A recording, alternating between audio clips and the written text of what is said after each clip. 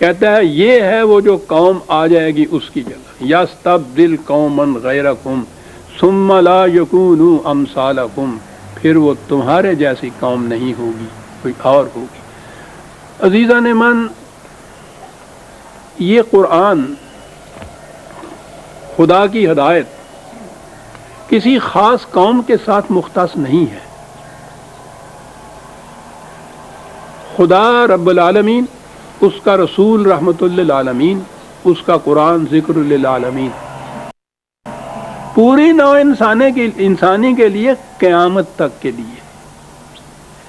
لہذا یہ سوال ہی نہیں ہے کہ کوئی ایک قوم اگر اس قرآن کے راستے کو چھوڑ دیتی ہے تو قرآن کو شکست ہو جاتی ہے۔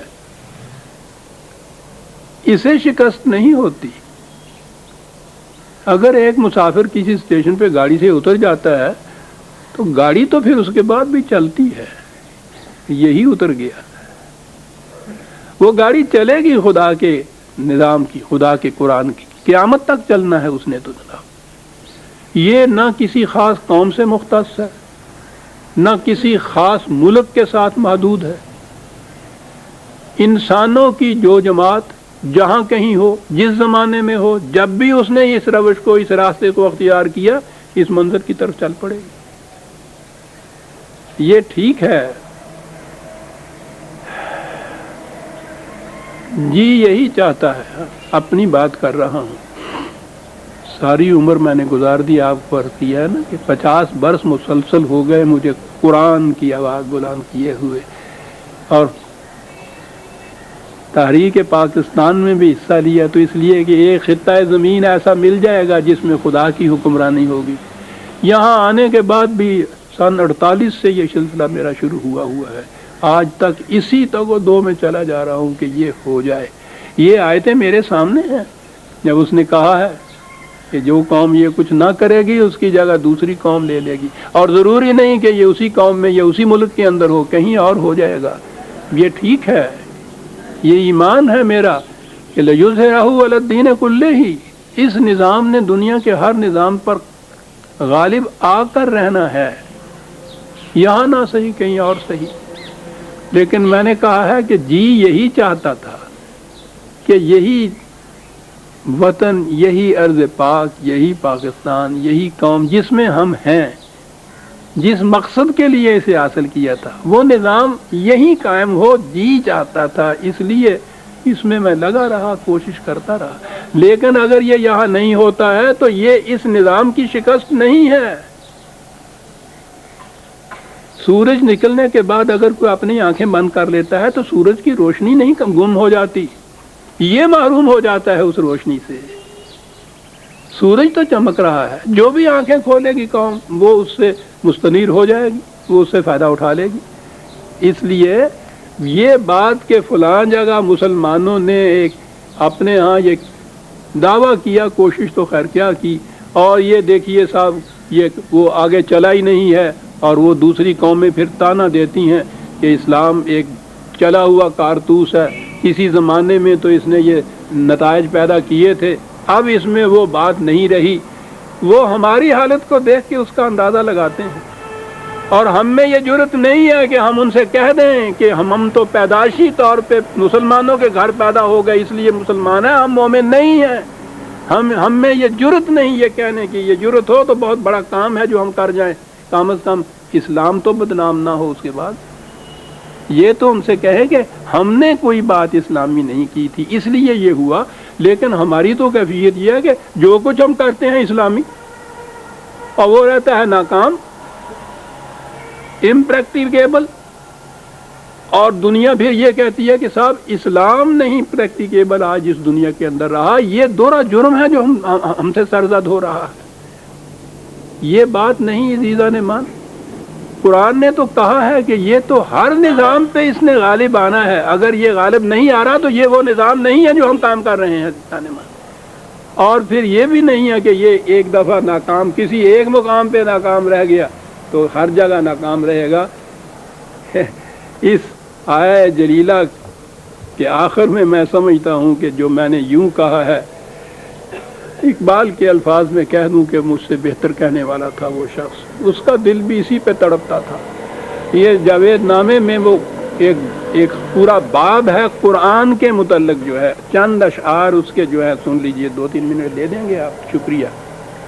محفل ما بے میو بے ساقی است،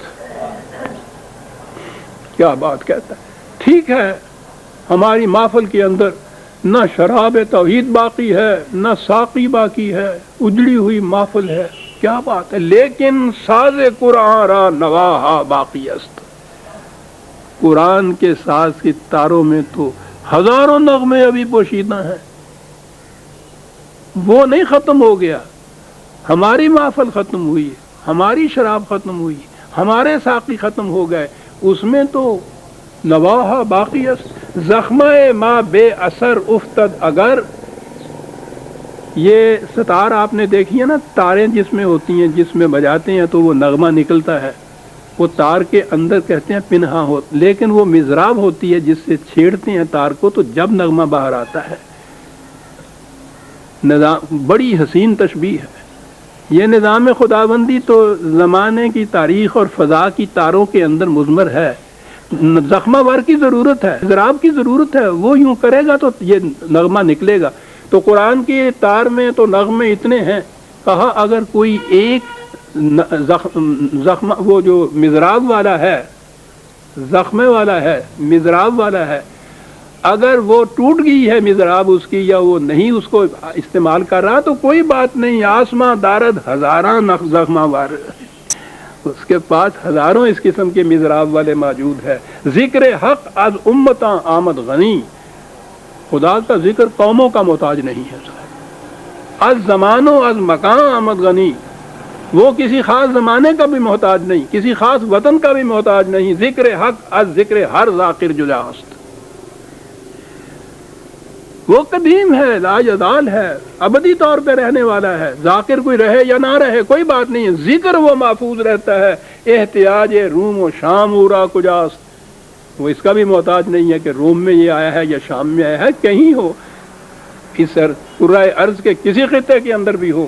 اور آگے بات ہے، حق اگر از پیش ما بردار دش، پیش قوم دیگرے بھی گزار دشت، اگر ہم سے خدا نے اس کو چھین لیا کیونکہ ہم اس پہ عمل نہیں کر رہے تھے تو یہ پھر ناکام نہیں، کوئی دوسری قوم ہوگی جس کے سامنے یہ چلا جائے گا۔ کہا کہ میں نے از مسلمان دیدم تقلید و زن، ہر زمان جانم بلرزت در بدن، کیا کہتے ہیں، میں نے اس مسلمان میں 2 باتیں دیکھی، عجیب چیزیں عزیزان من۔ یہ شخص 2 لفظوں میں ساری کہانی کہہ جاتا ہے، تقلید اور زن۔ مذہب پرست طبقہ جو ہے وہ تقلید میں چلا ہوا ہے، 1000 برس پیشتر کی جو چیزیں ہیں ان کو آج کہہ رہا ہے کہ یہ اسلام ہے جو چلنے کے قابل نہیں ہے، تقلید ہے۔